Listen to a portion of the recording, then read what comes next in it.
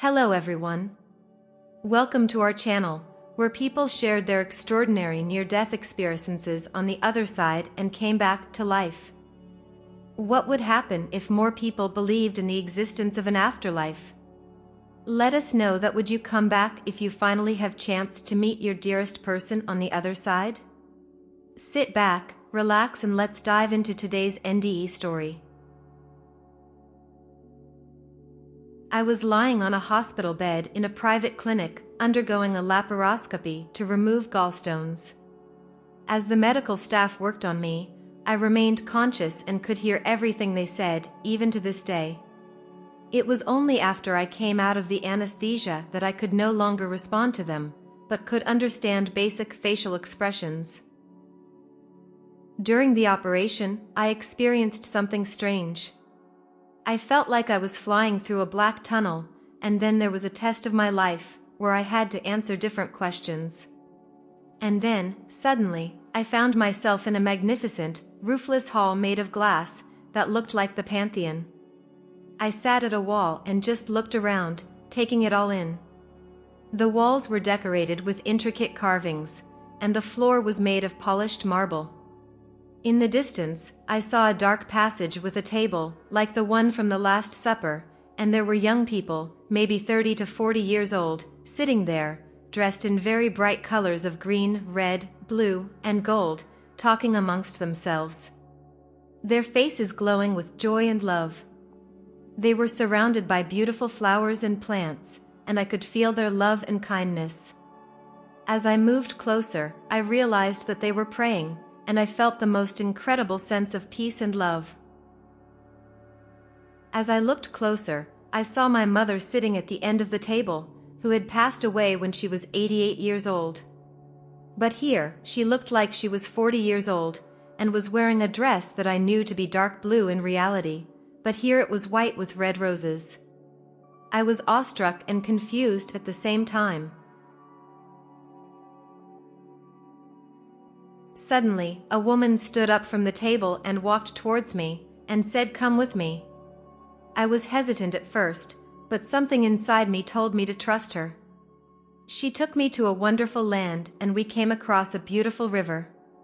The water was crystal clear, and the rocks on the bottom of the river were so colorful, it was like looking at a painting. The river flowed effortlessly, and I could feel its energy.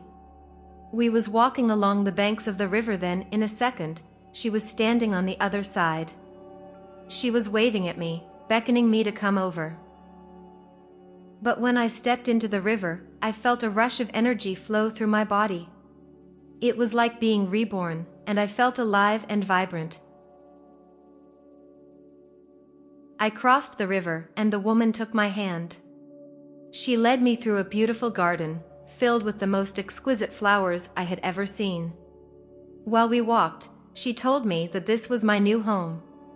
It was a place of love, light, and beauty. She told me that I had been brought here to heal, to learn, and to grow. I felt a sense of purpose and meaning that I had never felt before. The woman led me to a beautiful house. It was filled with light and love, and I could feel the energy radiating from it. Inside, I saw familiar faces, people who had passed away before me. My grandparents, my uncle, and even my dog were there. They all looked so happy and content, and I felt a sense of relief knowing that they were okay. Meanwhile, I spent time in this new world. I realized that it was a place of pure love and joy. It was a place where everyone was connected, and where everything was connected. I realized that my purpose in life was to love and to be loved, and that everything else was just a distraction. Eventually, the woman led me back to the glass hall. Then, just as suddenly, she returned to the table. From above, through the opening in the ceiling, I saw a great brightness like a beam of non-blinding white light. It was then that it all dawned on me: my mother, the light, the table, and those people. I was dead. I kept saying repeatedly the whole time, "My God, why I'm here?"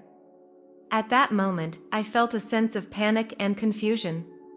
I did not want to be here. Didn't know why, but I felt like I had gotten here by mistake. What about my husband, my children, my grandchildren, and my patients?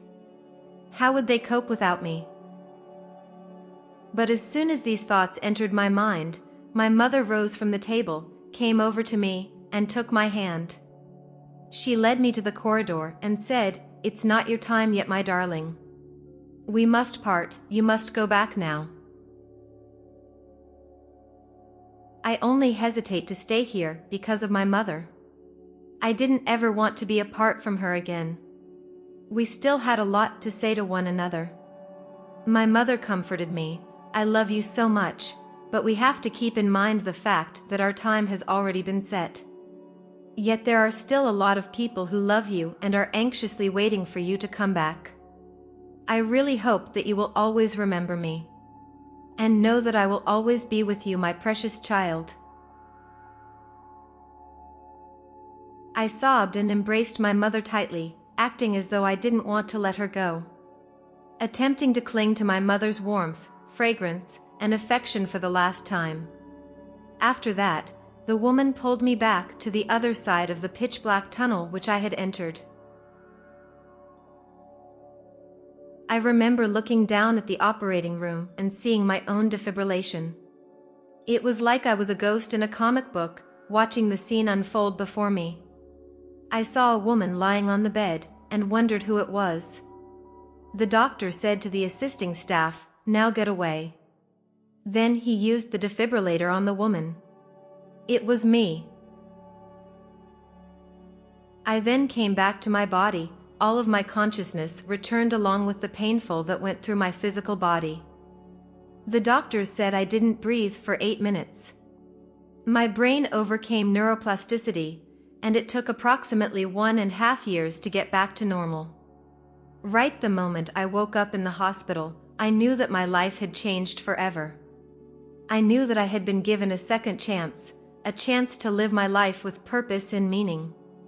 I knew that I had been shown a glimpse of heaven, a world of pure love and joy. What I learned from my NDE is that death is not the end, but rather a transition to a new state of existence. After the experience, I do believe there is an afterlife, and that loved ones who have passed away are still present and able to guide and comfort us. It also emphasizes the importance of love, forgiveness, and the interconnectedness of all beings.